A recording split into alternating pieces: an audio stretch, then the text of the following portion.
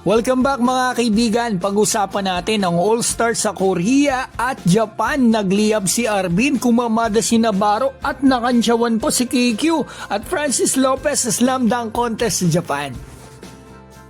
Simulan po natin sa KBL All-Stars mga kaibigan. Tolentino one-legged shot at eto si Gutang sumagot naman ng salpak. Ang dami niya salpak dito mga kaibigan ha.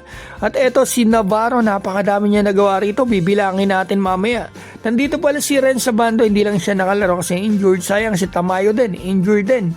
May isa pa tayong kababayan, si Kagulangan ata, injured din. So sayang talaga mga kaibigan. Ayun, may dumaan pang balot mga kaibigan. Baka gusto po ninyo pampalakas ng tuhod. Pero si Gutang napakalakas ng tuhod. Kitang-kita nyo naman.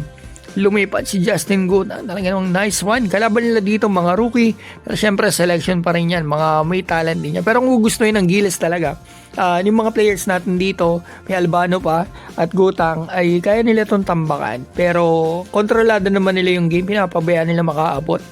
So KQ, at ito nag-init na nga si Arvin Tolentino.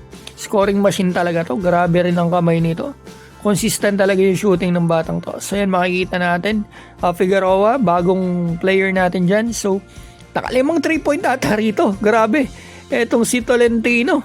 Grabe, puro ringless. KQ pinakita naman. Ito 4-point shot mga kaibigan. SJ Belakela kaibigan natin. Ito ilang sunod dito na SJ. 3 sunod.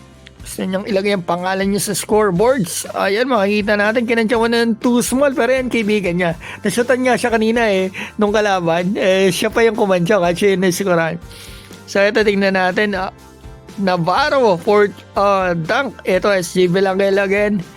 So, makikita natin dito. Hindi ko alam kung may premium pera to mga kaibigan. Pero si Gutang, parang talagang gigil na gigil. Pero si Ren sa bando yan. Nakikita naman natin sa bench nila mga kaibigan. Grabe puro salpak ang pinakita rito ni Justin Gutang.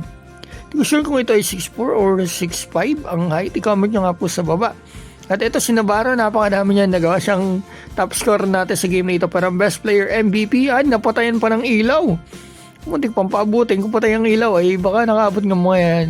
So yan, KQ.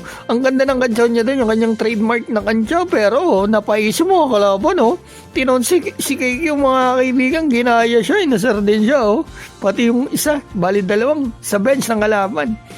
So yan, makikita natin dito Navarro. Napakadaming nagawa niya dito. Yan kita nyo. Kung mamadala talaga si Navarro pero si KQ sumalpak dito. Nag-pull up So yan, makikita natin mamaya yung slam dunk naman. Patapos na to mga kaibigan para at least magka-idea tayo. Nalo sila dito 82-79. Pinaabot lang nila yan. So yan mga kaibigan, ang game natin MVP si Tolentino at ang score natin yan para kita nyo rin kasi hindi natin usually nakikita to. Yan, 22 si Navarro, 19 si Arvin Tolentino, 14 points si Kevin Kembao, SJ 9 points, Gutang 10 points, Albano 5 points. So yan makikita natin, double-double pala dito si Arvin Tolentino. Naka 14 rebounds pa siya and 5 assists. So eto, punta naman po tayo sa Japan mga kaibigan, All-Star. Eto makikita natin ang ating kababayang Francis Lopez. Mga kaibigan, eto first round tayo. Etong ginawa niya, hindi ko alam kung bakit. Parang sinisimplehan lang dito ni Francis Lopez. Yung mga salpak niya, sayang din ang premium mga kaibigan. Around 100,000 plus pesos mga kaibigan. So makikita rin natin dito yung ilan sa ginawa ng kalaban niya. Eto, nag-all sila. Tayo silang dalawa niyan. Mga kaibigan, 48 points. So ito yung pangatlo. And makikita natin, kaya ko rin yan sa ring ng pambata mga kaibigan, ang perfect 10. So eto, si Francis, tatawa-tawa lang yan mga kaibigan. Tingnan nyo ang second round performance ng ating kababayan.